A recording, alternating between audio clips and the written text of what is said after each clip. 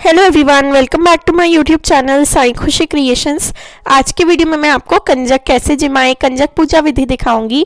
तो चलिए वीडियो शुरू करते हैं। तो सबसे पहले तो आपको जो है कन्या के पांव धुलाएं। आप जो है 5, 7, 9 जितनी कन्याओं को बुलाना चाहें आप अपने घर में उतनी कन्याओं को बुला सकते हैं। जितनी कन्या आपके घर मिल जाए आपको उतनी आ सकती हैं। और साथ ही साथ अगर आप घर पर नहीं बुला रहे हैं तो फिर आप उनके घर पर भी जाकर दे सकते हैं। माता के मंदिर में जाकर प्रसाद बांट सकते हैं। तो जहां पर भी आपको कन्या मिले आप उन्हें प्रसाद भोजन जो भी आप देना चाहें वो दे सकते हैं। तो आपको एक लांगोरिया भी बुलाना है, यानी एक लड़का, और आपको कन्याएं बुलानी है। तो सबसे पहले तो आप उनके पांव धुलाकर पांव भर भी हल्दी कुमकुम से तिलक करें। भगवान का रूप मानकर ही हम हमारे घर में कन्याओं का पूजन करते हैं। तो इस तरीके से आपको उसके बाद उन्हें तिलक करना है। आप चुंदड़ी भी उड़ा सकते हैं। तो इस तरीके से तिलक करेंगे, चुन्नी उड़ाएंगे और तिलक पर चावल जरूर से लगाएं। इसके बाद आपको जो है मोली लेनी है, तो मोली बांधेंगे हाथों में। तो इस तरीके से आप चुन्नी भी उड़ा सकते हैं, या फिर अगर चुन्नी नहीं भी उड़ा रहे हैं तो मोली को भी वस्त्रों का रूप माना जाता है। पूजा में मोली जरूर बांधी जाती है, तो आप मोली बांधे। तो इस तरीके से जो है आपको मोली बांध देनी है। माता की जहां आपने स्थापना करी होगी कोशिश कर वही कन्या पूजन करें। और साथ ही साथ जो कलश के ऊपर का नारियल होगा वो नारियल आपको आज ही बधारना है, और वो नारियल जो है प्रसाद में बांटा जाएगा। तो थोड़ा आप खुद घर पे खाएं और बाकी आपको जो है कन्या के भोजन में ही रखना है।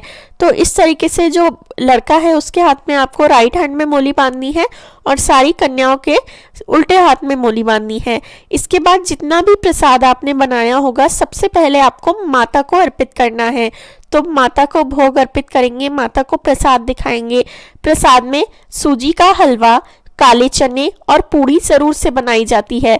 इसके अलावा जो भी सब्जी आपको बनानी हो वो सब्जी आप बना सकते हैं, आलू की, छोले की, जो भी आप बनाना चाहें। पर आपको काले चने जरूर बनाने हैं, आपको हलवा जरूर बनाना है और पूड़ी जरूर से बनानी है। ये माता का मुख्य भोग होता है जो नवमी में कन्या पूजन में बनाया जाता है।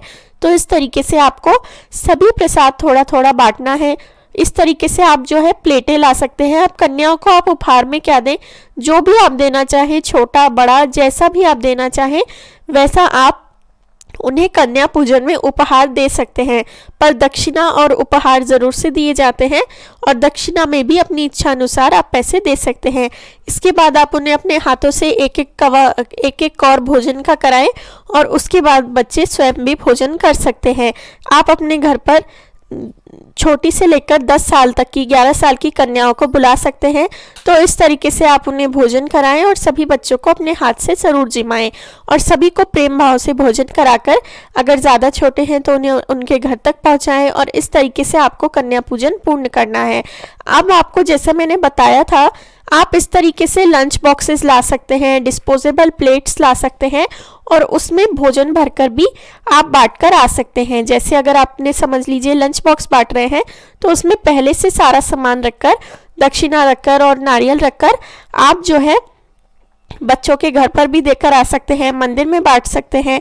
इस तरीके से भी आप अपने घर पर कन्या पूजन कर सकते हैं, और इससे आप आसानी से कन्या पूजन कर भी पाएंगे।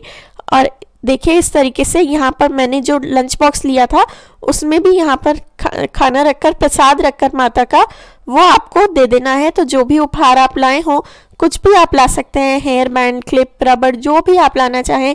पढ़ाई लिखाई से रिलेटेड कोई चीज़ लाएं तो वो भी बहुत अच्छी बात है। तो इस तरीके से आप जो है कन्या पूजन में कन्याओं को प्रसाद बांटें। साथ में यहाँ पर केले का फल भी मैंने रखा है। तो इस तरीके से जो है आपको कन्या पूजन करना होता है। और इसके बाद कन्याओं के पाँव सभी घर वाले जरूर से छुएं और अपनी पूजा पूर्ण करें। अब अंत में जो है सभी घर वाले हवन करें।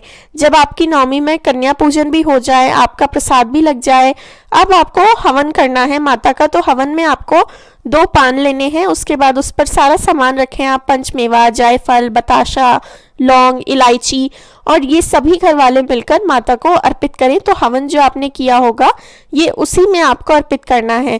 तो ये आपको लास्ट में कन्या पूजन करने के बाद ज़रूर से करना चाहिए। अब ये देखिए, इस तरीके से आप प्रसाद माता के मंदिर में भी अर्पित कर सकते हैं और खुद भी आप अपने इतने दिनों के व्रत, अगर 9 दिन के व्रत रखे हैं तो माता का प्रसाद खाकर ही खोलें।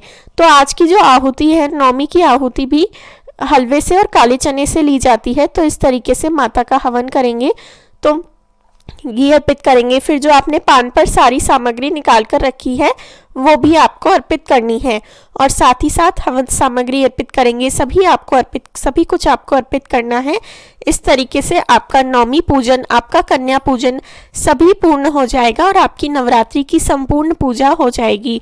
तो शारदीय नवरात्रि हो या चैत्र नवरात्रि हो, इसी तरीके से पूजा करी जाती है। तो ये देखिए, सभी घर वाले वो पान को हाथ लगाते हुए सभी को एक साथ अर्पित कर देना है। अग्नि में, वो खुद ही अग्नि में आपको अर्पित कर देना है। तो इस तरीके से जो है आपको पान, सुपारी सब कुछ अर्पित करना है और फिर हलवा और थोड़ा सा काला चना अर्पित करें। वीडियो अच्छा लगा हो तो लाइक करें। Thank you.